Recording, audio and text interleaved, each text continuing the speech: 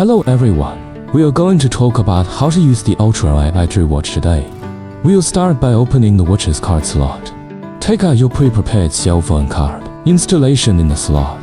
Then, we long press the right button to open the watch. Once it's on, we're at the top of the watch. Slide down the screen. Turn on our data network and Wi-Fi. Once the connection is successful, we are ready to use. We can think of it as a small mobile phone. What a mobile phone can do, it can do. We can use it to socialize, chat, watch videos, browse searches. If you want to download any app, you can go to the app store that comes with the watch to download it. The round button on the right is openable. Can support 180-degree rotation. It can be used to take photos, videos, video calls with others. Next we open Microwear Pro. The UI aspect is exactly the same as the mobile phone. Just like mobile phones, you can use GPS for sports. It also connects to our watches.